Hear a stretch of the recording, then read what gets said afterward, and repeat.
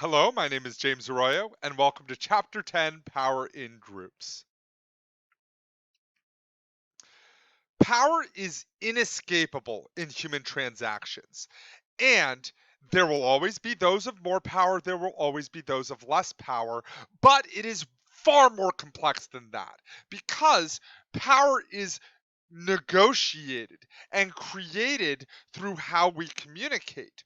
So it is a fluid process, and to ignore or to only give cursory treatment of power, ignoring its possible potential, would be strikingly inadequate when exploring communication competence in groups and teams.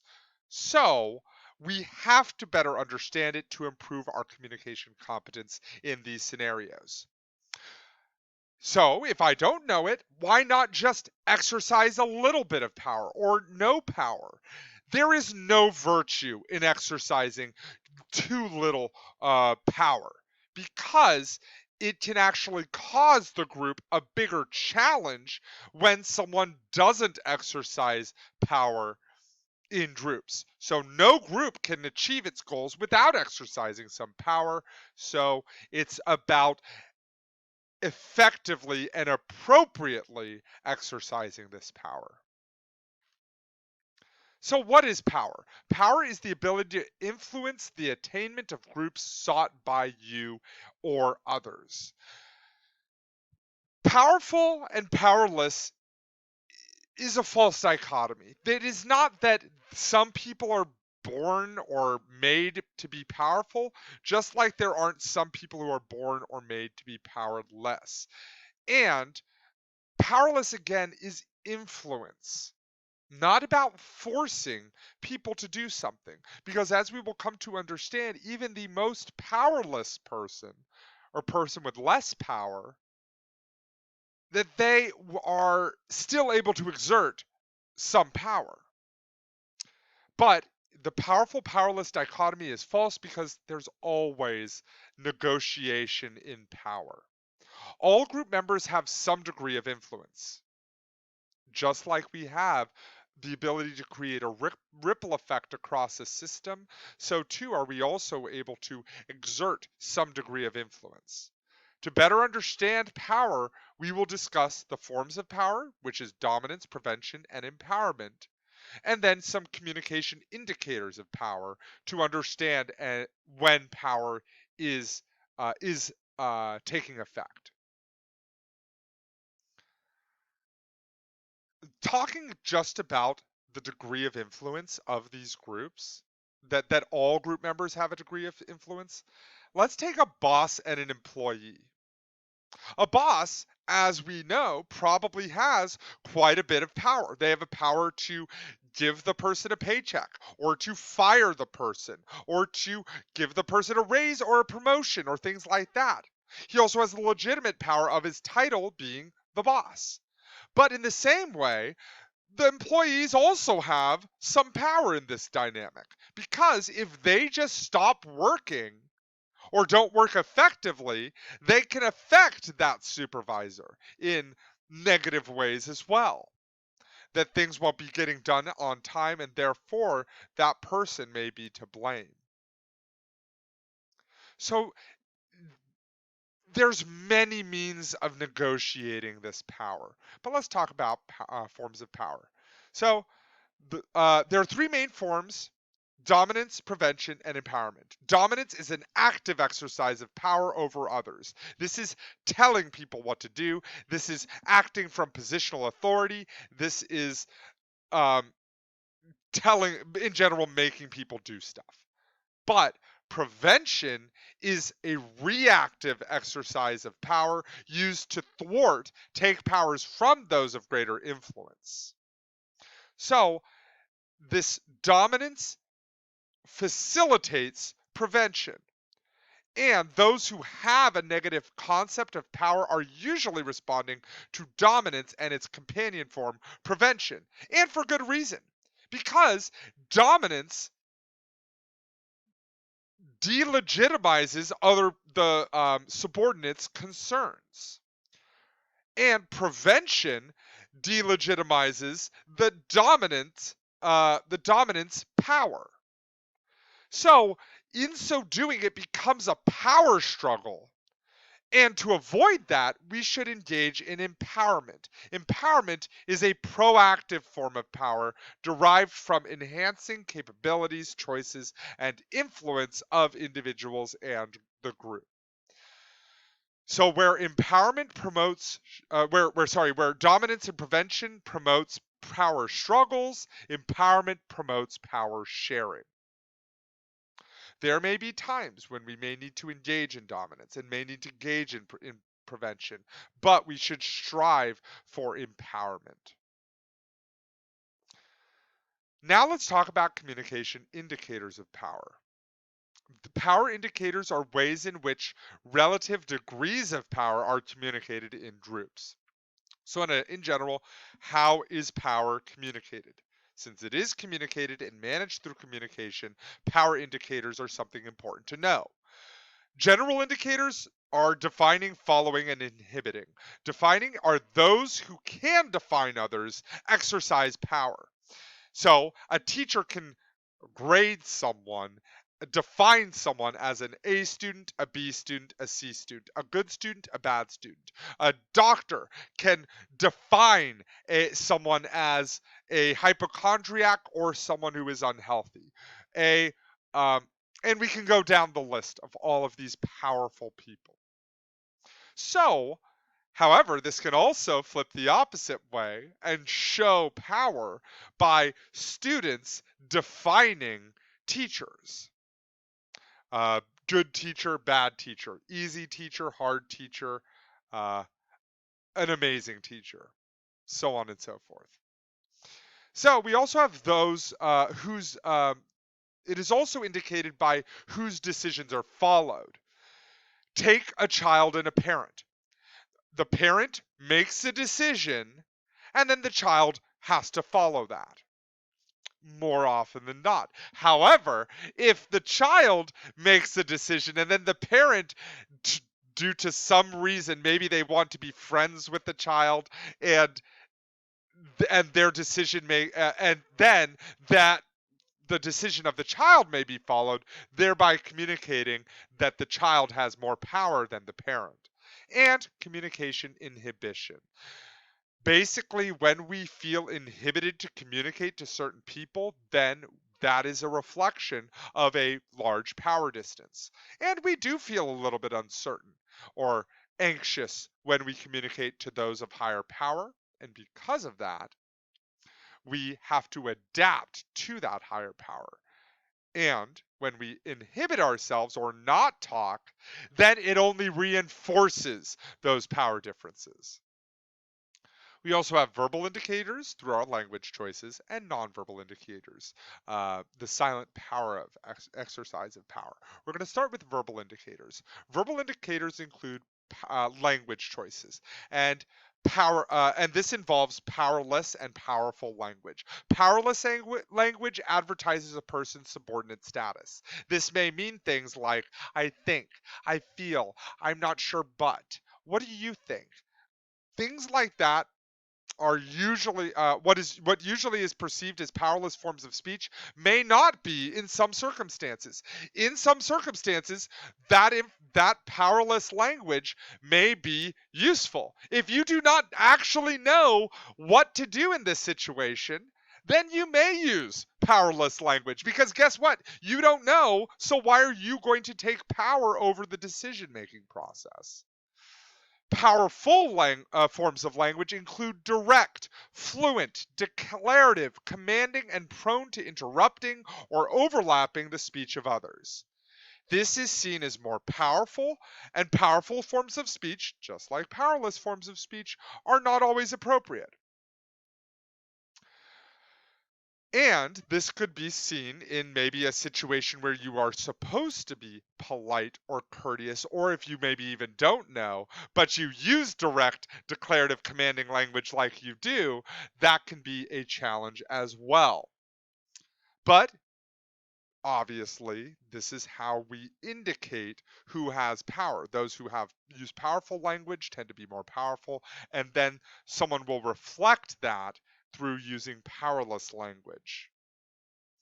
Besides cultural differences, verbal indicators of power also showed several gender differences that men tend to use more powerful language and um, interrupters and declarative and commanding statements, whereas women tend to use more powerless language, or that when they do use powerful language, as we reflected on in uh, leadership, when women use um, authoritative leadership styles, then they are seen as in a negative light as opposed to their male counterparts using this same leadership strategy.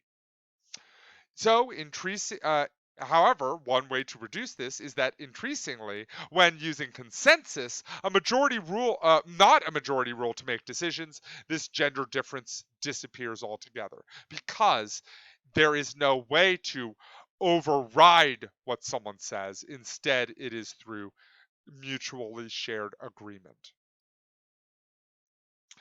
And nonverbal indicators, clothing. Clothing matters. What we wear communicates something. And when someone is dressed in a powerful way, then that communicates power. Also, we have touch. Those of more power are more able to, and with more frequency, are able to touch those of lesser power. But as we know, men tend to be in those higher power positions, on average, I should say, and females tend to be in those lower power positions. So, this is very much one of the areas of progress that the Me Too movement has been able to develop. Also, we have eye contact. People of higher power are more able to stare at people of lower power. Just think to your a low income job where the boss is looking at everyone, staring at everyone, making sure that everyone's doing their job. What would happen if the lower power, let's say the fry cook at McDonald's, is staring at or watching the manager? We also have space. This includes offices. Offices could potentially be a means of power. In the same way, what bedroom do your parents have? What bedroom do you have? That is communication, nonverbal indicator of power difference. And there are many, many more, but these tend to be the best indicators of power.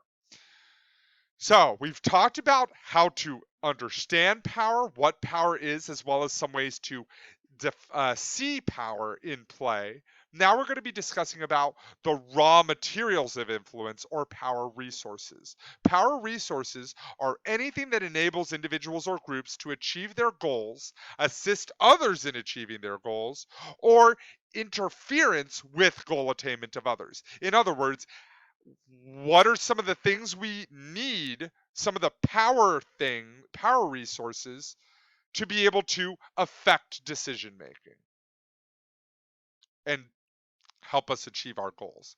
Information is a key one. That knowledge is power, and if we know a lot about the topic, therefore our words will have more power over those who do know very little about the topic. That's why college is so important. We also have expertise. Information, this is information plus know how. So, an expert understands the information and knows how to use it wisely and skillfully. And when an expert, then your words hold even more credence or credibility.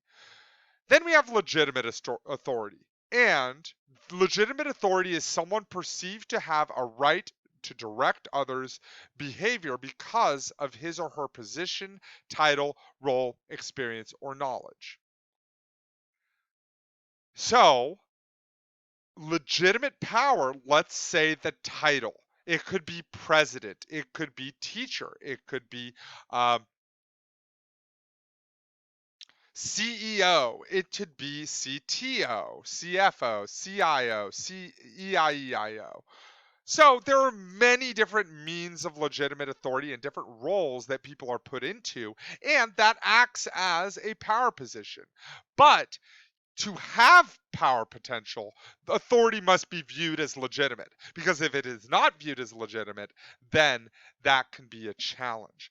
Let's imagine a scenario where a president would stay in the White House even though they have lost the presidential election. At that point, that uh, they would have the title, or they'd say that they still have the title, but since that authority is viewed as illegitimate, or should be viewed as illegitimate, therefore legitimate authority would be gone in that scenario. We also have conformity to group norms that can sometimes prove to be more powerful tendency than obeying authority. Guess what? There are group norms that persist across our culture, and one of them is our deference to authority, our obeying of authority. We learned this in a very young age through how we interact with our parents. So, that group norm of obeying higher authority is ingrained with us. And that's fine. And that's a good thing. Sometimes we do need to have power. Power needs to be a part for group to functions, and legitimate authority can be part of that. But when it is excessive, that is when it becomes a challenge. So the answer to excessive influence of legitimate authority rests with your ability to discriminate between appropriate and inappropriate uses of authority, not the exercise of indiscriminate rebellion against all authority. Because, as we've stated, with authority, that is how our social interactions work. Some people have power, some people have less power. And that is managed through negotiation, but a indiscriminate rebellion against all authority would lead to legitimate downsides for those who are not deferring to the power difference at play. Instead, finding ways to discriminate appropriate versus inappropriate. That is a better way to determine what information you're going to, uh, what power you're going to either balance or maintain. Another power resource is rewards and punishments. Those who have the ability to give rewards and to exert punishments will have power. The power potential of punishment depends on the degree of certainty that the punishment will be administered. I'm sure that we've all had a situation, or maybe we've had a situation, when the parent has threatened to do something. Let's say, take away the TV. At that point, if that punishment is then not administered, then that obviously diminishes the power potential of that punishment. But we also have rewards. Intrinsic rewards are enjoying what one does for the sake, for its own sake, and because it gives you pleasure. So this is the people who we like to be led by, and as a result, they do have power over us. That the interaction with them is that intrinsic reward or internal reward. Whereas extrinsic reward is external inducement, such as money, grades, recognition, awards, or prestige. So this is obviously a very important reward to have, because while we can feel good about the situation, there do still have to be those extrinsic rewards as well. And if not, then it may be a nice place to work, but it may not be worth it. We also have personal qualities, or a powerful persona. So, in general, there may be people who we just like to follow. Charisma, and this revolves around charisma. Charisma is a constellation of personal qualities that people find attractive. There's no precise formula describing or determining charisma, and a powerful person does not possess power. A person is granted power by others in this situation. So, in a charisma situation, it is Basically, we just like to follow them. So now that we've talked about the means of power, now we're going to be discussing the consequences of power imbalances. So, bias against women and ethnic minority is a big consequence of these power imbalances. Less power incubates abuse by those more powerful. As we've stated before, that if there is a big power difference, then there is less ability for the people of higher power to be checked. So, the reason why there are many reasons as to why well qualified women do not rise up in corporate America. First, the prevalence of sexual harassment. In some situations, in fact, a woman may report sexual harassment. And then, due to the organization not wanting it to be spread across media, they may silence the woman and the man may just get away with it, or vice versa, frankly. So we want to be sure that we are not, but obviously more for men. Um, so that is, so this sort of diminishing of the victimized and to then promote the villain in this scenario can very much have a prevalence of sexual harassment. While there have been means to reduce the amount of sexual harassment in workplaces, it is still a consistent issue. Women who have children are far less likely to be hired as well. Gender stereotyping plays a huge role in impeding female job advancement. That stereotypes of how women should act in leadership roles, as we previously discussed, that women are less able to engage in authoritative leadership styles, that is a big challenge for job advancement. And performance reviews are most often conducted by male supervisors. And that can be a challenge because men may just look for how they would interact in the situation, whereas a woman may act in a different way, as a way that isn't less good, but it is just different.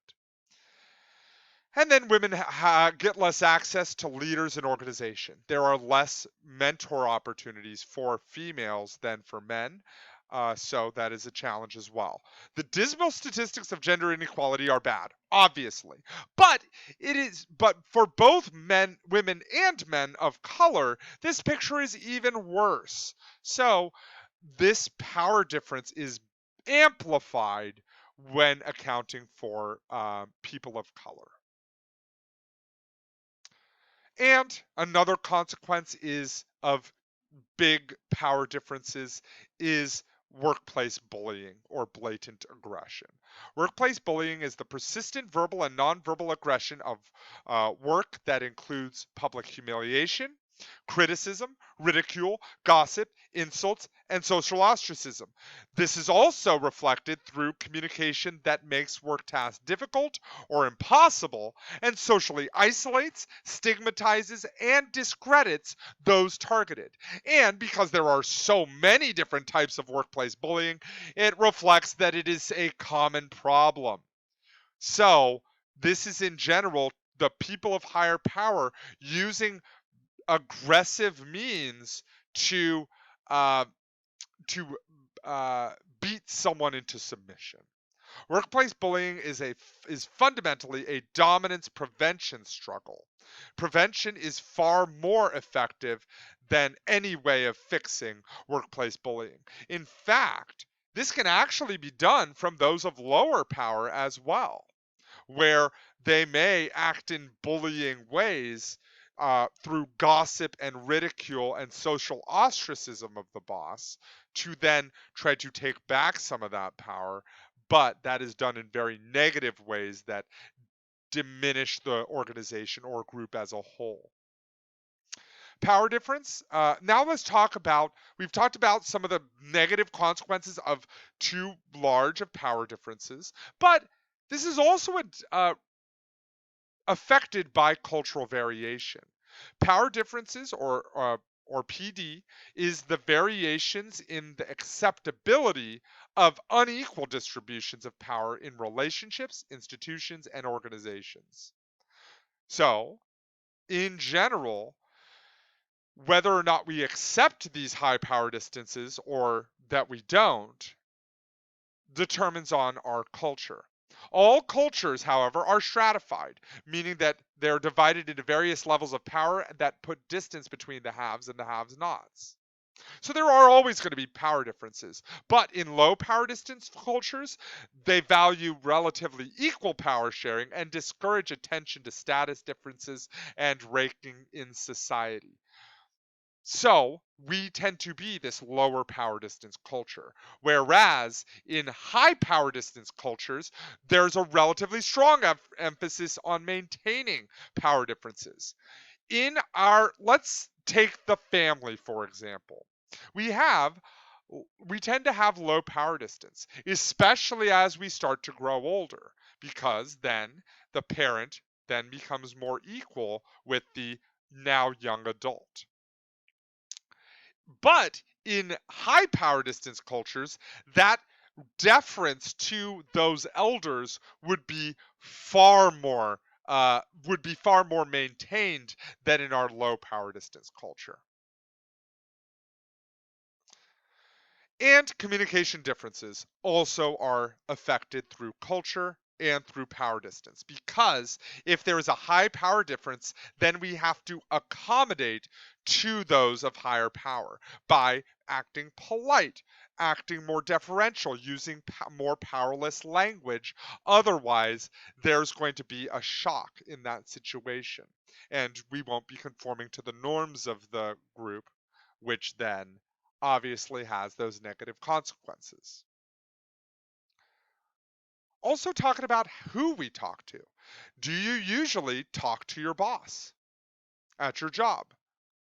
Or do you discuss more with your fellow employees? That obviously is the communication differences we're talking about. So we've discussed some of the cultural variations. Now we are moving into how we balance power, how we make it more, how do we tip the scales? Well, defiance is one key way, but obviously this one is unambiguous, purposeful, and non-compliance. And it is usually considered a last option because the potential negative consequences can be significant, especially to the less powerful. If your parents said, please put that down, or you know what, stop watching TV, we have to go, and you say no, what would your parents do? In some situations, due to maybe low power differences or maybe even uh, a lack of willingness to enact certain punishments, that there may be nothing. But in that same situation, there may be quite a few punishments of that sort of disregard or lack of respect of a parental figure.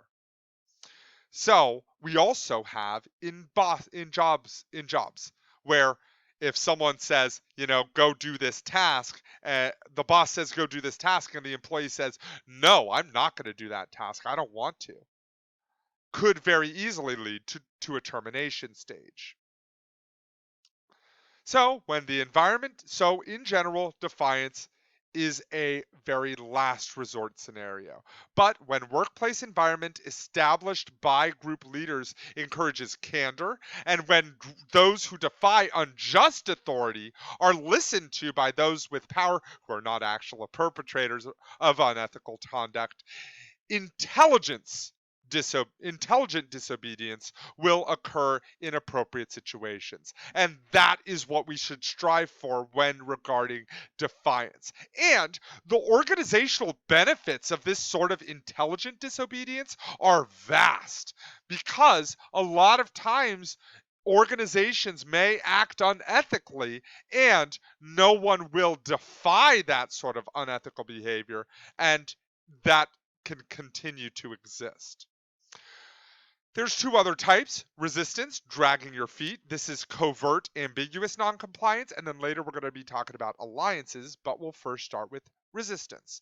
Resistance or dragging your feet can involve many strategies. And the reason why there are so many strategies is because it is one of the more common types of balancing of power, because it is easily deniable, that we can easily deny that we are resisting.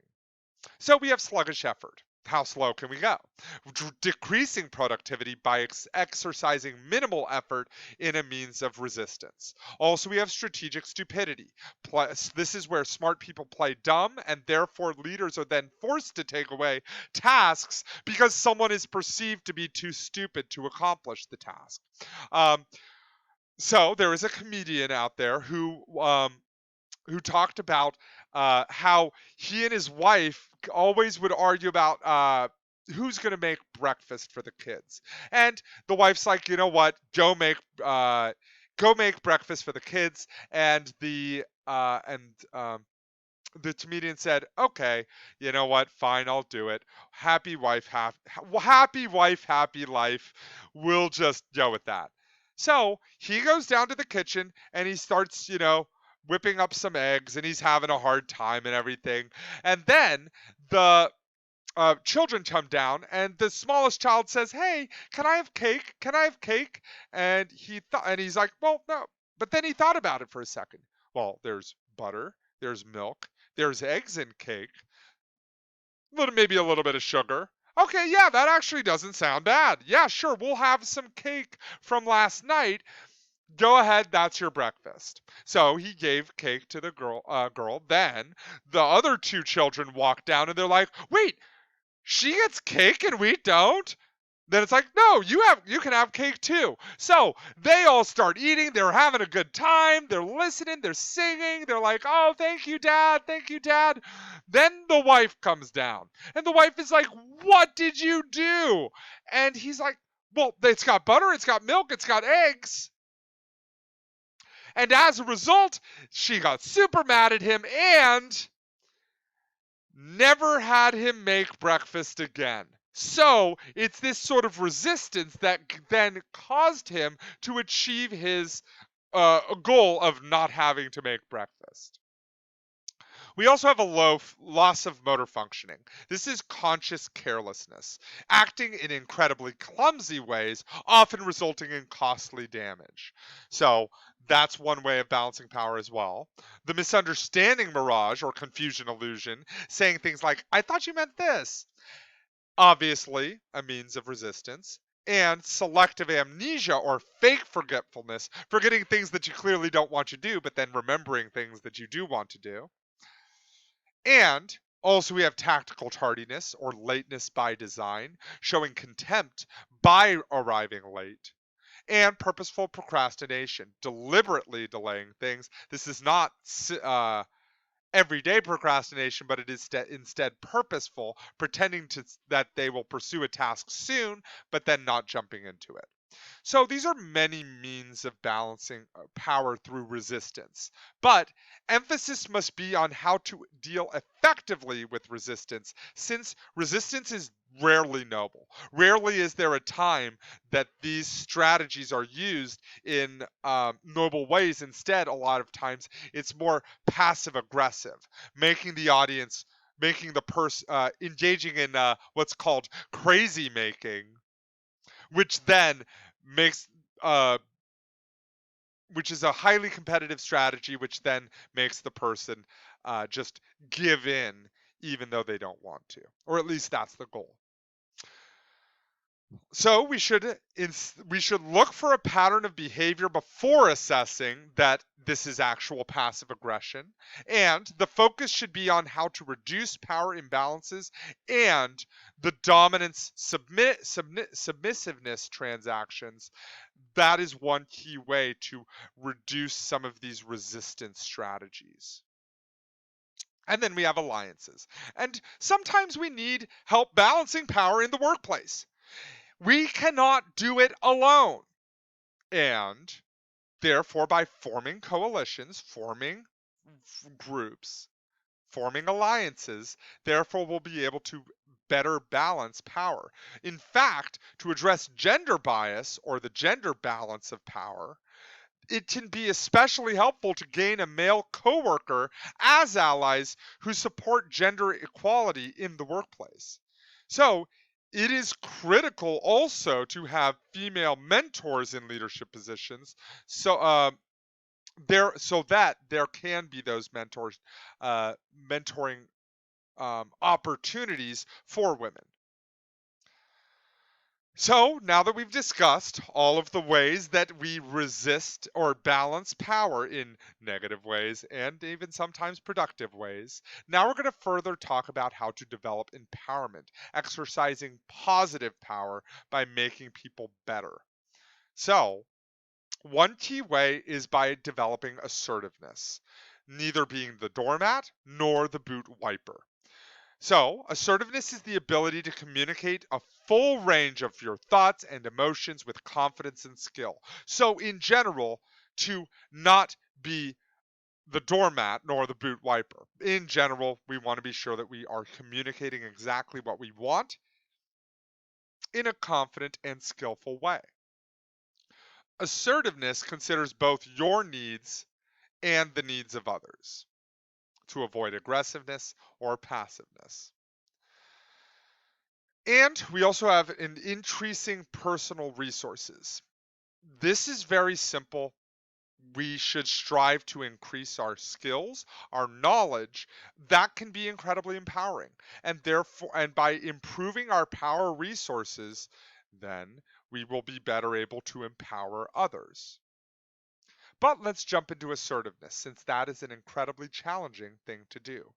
So, assertiveness, again, considers both your needs and the needs of others. Communication steps to assertiveness require 5 key things. First, to describe.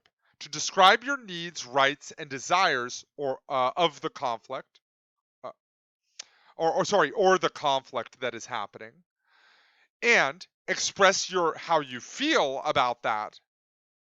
Specify the behavior or objective you are seeking to achieve, and identify the consequences of that action while all remaining respectful.